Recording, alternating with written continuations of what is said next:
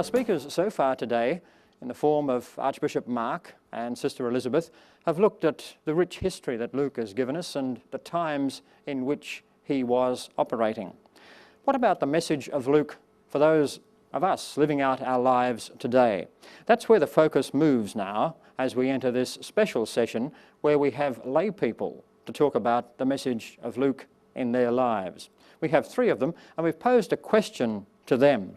That question is this: having a better understanding of Luke following the input from our speakers, can you give a personal account from your life and faith journey on how Luke's messages have spoken to you, how they've challenged you, reassured you, changed you, or apply to you? It's time now to introduce the first of those special speakers. Her name is Natalie Acton. She's been happily married for the last 18 years and has 4 children. Her background is in sales management, but for 8 years recently, she was running a mortgage broking business with her husband. Let's hear now how the message of Luke has resonated with Natalie Acton. Thank you. For me, it's very easy to slip into the habits of being Catholic, going to Mass, saying my prayers, helping out people in need, participating in ministries. A secure, safe faith that ticks all the boxes. Yet, Luke's Gospel challenges me to a life of faith that is so much more than that. The Gospel of Luke speaks to me of both the active engagement and courageous abandon that I'm called to in living my love relationship of faith. In the first case, this Gospel engages me intellectually, most particularly through the parables. The parables present unique answers to common situations of the day, and in them Luke engages our intellect as well, as we look for the truth contained within them. The messages of Luke's parables can be applied in a contemporary sense, and how relevant to consider the nature of true greatness in a culture saturated with celebrity worship and reality television. The message of the Good Samaritan loudly resonates in our current climate and the debate going on over the acceptance of refugees into our country. However, their power for me perhaps is not just in those contemporary translations, but more so in their challenge to an intellectual engagement in my faith. I draw inspiration from their call to me to imagine differently in the everyday circumstances I find myself in, to challenge the accepted values of my family or friends, to seek the truth rather than just go along, to ask the questions that I must ask of myself and others if I'm to live an authentic faith. This intellectual engagement sometimes means that I have to speak out when it would be easy to be quiet, to make an unpopular decision, to perhaps even being misunderstood. Yet I can take heart in this gospel that at times this is my calling as I walk my path with Jesus. The second aspect of Luke's gospel that particularly challenges me is that of what it means to be a disciple. In Luke's account, Jesus calls the disciples and it states, "They left everything and followed him." This is the most emphatic account of all the synoptic gospels of the disciples' response, and Luke repeats this response again in the call of Levi, who also leaves everything. It challenges me to ask, what do I need to leave behind to become closer to God, to be a true friend of Jesus? And I guess in reflecting on the words of Sister Elizabeth Dowling, what do I need to do to claim my own release? In considering this, the first challenge is in my prayer life. What do I need to leave behind to develop an intimate friendship with God? Firstly, I need to leave behind my distractions, my busyness with working, studying, and having 4 young children. This is a real challenge. These days it seems that we let our busyness define us.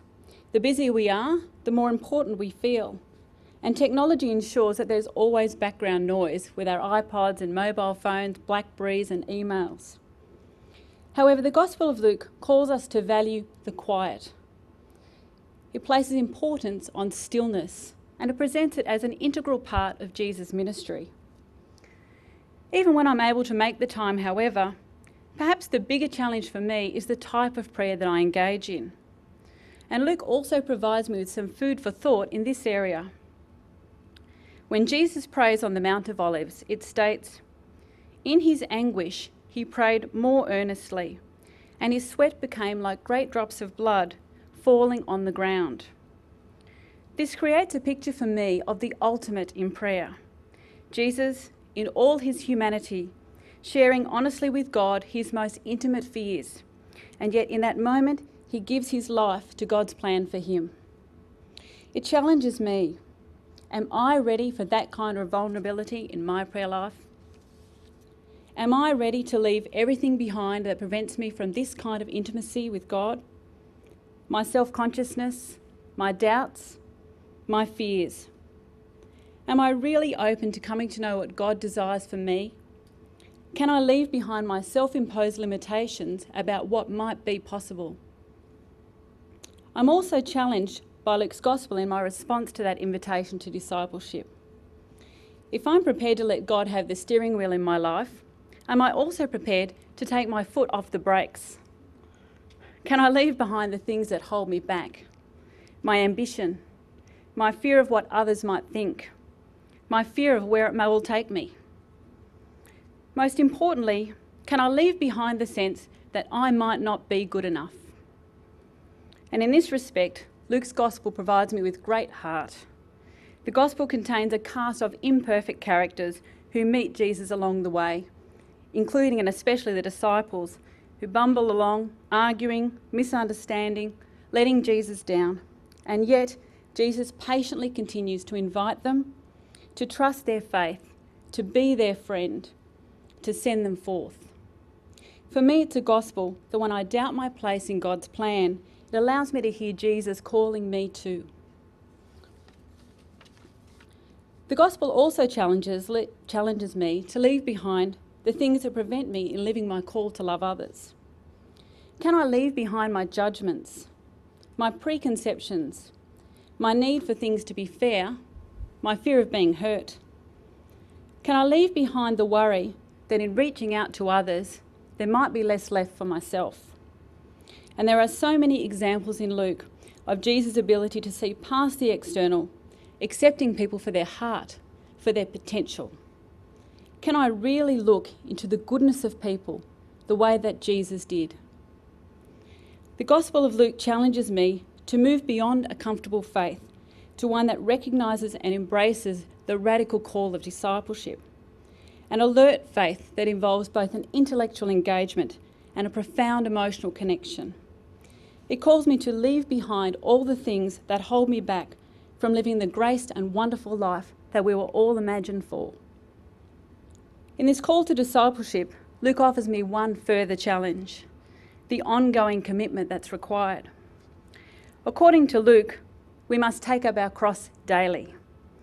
This insertion of the word daily contextualises my faith and my relationship with Jesus that is something active and growing, a relationship that is ever evolving, a relationship that requires a conscious and committed investment, not just once or on a Sunday, but in every moment.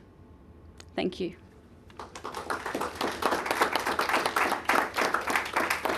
Our next speaker is Jason Rushton. Jason is a 21-year-old journalism student at the University of Technology in Sydney, and he's very active in Rotaract, the junior version of Rotary International. Jason. Has anybody ever asked you why you really love somebody, say like your wife or your husband or your best friend, and you've been embarrassingly lost for words? That's a little bit like how I feel this afternoon being asked to speak about how Luke's Gospel has shaped my life. And has anybody ever asked you to do that in less than 6 minutes? So I'm not really sure where to start. I've often watched Batman and thought I would love to be Bruce Wayne. The thing is, I can never be Bruce Wayne. It's a great story, but it's make-believe. But when I read Luke's Gospel, the thing is that it's not just a story, it's a reality. It's a historical reality, and that's well established. Let's not waste the afternoon debating that. But there's an even deeper spiritual reality, which is this: that God, who created you, me, and the entire world, is speaking to each of us by name in Luke's Gospel, and is yearning to be the centre of our lives. There are a lot of analogies given in Luke, but one of them is that he wants to gather us together like a hen gathers her chicks under her wings, Luke 13:34. Can you imagine God, all-powerful, omnipresent. He can call himself anything he wants, even Batman if he wants, and he's comparing himself to a chicken. But this is the reality we're dealing with. God is pleased to give us the kingdom. Luke 12:32. I can't be Batman, but I can become a disciple. Until a few years ago, Scripture meant nothing to me. When I was at school, I didn't need God. My daily bread was provided by my parents. The meaning of life was my UAI, and the afterlife was my career. But outside of the certainty of school life, I suddenly found myself asking the big questions. Does life end with death? How can I live a fulfilling life? If God created the world, who created God? That old corker, etc., etc. So I'm 19 years old, going through this soul-searching period, and I have to say that it really took a while to accept in my heart that the answer to its deepest longings lay in a 33-year-old Jew born 2,000 years ago in a food trough in Palestine. I mean, how unlikely it is, but then how unlikely are all the great things in life? A couple of months ago, I noticed for the first time that just before he was beheaded, John the Baptist sent Jesus messengers to ask if he was truly the Messiah. And if you haven't seen that bit, it's Luke 7:18. And this brought me great joy. I'd never seen it before. If John the Baptist needed reassuring to believe Jesus was the Son of God, then I can't be too hard on myself for also needing some reassurance 2,000 years later. As I look back, I realised that the more I accepted the Gospels, the more I was released from captivity. What was I captive to? Well, many different things, much more than 6 minutes worth. But some of them included, some of them included a conviction that the pathway to a happy life lay in a commerce law degree. And they really wanted me to tell you this, but I was captive for quite a few years to a particular high school romance. And when our relationship ended, I was captive to a great fear that I was unlovable. And perhaps I was even captive to a fear that I was captive to nothing, that there was nothing bigger than me in my life. I was captive to some very mainstream, but very wrong ideas about life, relationships, even sexuality. The first time I experienced the liberating power of the Gospels, I'd volunteered to go on a camp for disadvantaged kids after a week of heavy drinking at a law conference in Canberra. I was tired and I'd come down with a terrible flu. And the leaders on the camp were really quite angry that I was barely staying awake during the first day of training sessions. And I could feel their judgment and disapproval weighing down on my exhausted body. But there was one amazing man there as leader. And I seriously mean this when I say that meeting him was surely what the disciples experienced when they recognized Jesus on the road to Emmaus. I remember he just emanated forgiveness and understanding. He had this kind of knowing look in his eyes. I can't do it. But I often think back to the moment because that's the first time in my life when I consciously experienced what Luke is writing about. But don't get me wrong. The gospel hasn't just been this comforting, consoling, and, can I say, feminine experience. Most of the time, it's challenging, confronting, and extremely jarring. As I reread it in preparation for today, that was my overwhelming reaction.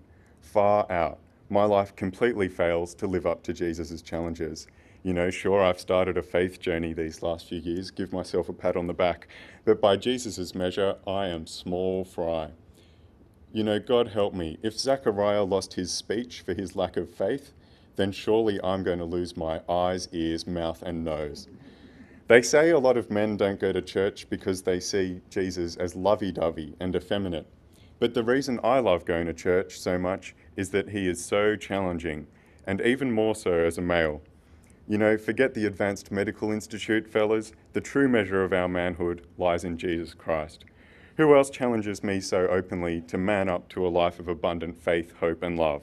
To take control of my own passions, to stand up for what is right, to love abundantly and universally, to treat women well, to cop insults, act for justice, love the poor, and pray for the brokenhearted. So I certainly hope I haven't come across this morning as a young spiritual goody-goody, because every challenge Jesus presents in Luke's Gospel is one that I admit I fail to live up to.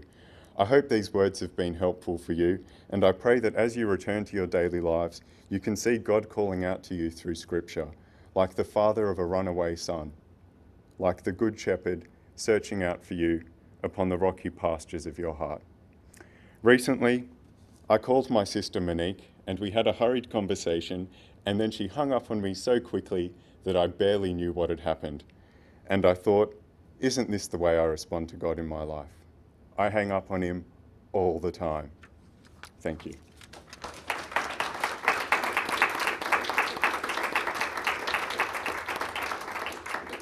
Thank you, Jason. The final of our three speakers for this session is Adrian Gomez. Adrian is 36. He was born in Malaysia, but he grew up in Sydney, where he now lives and works as a teacher.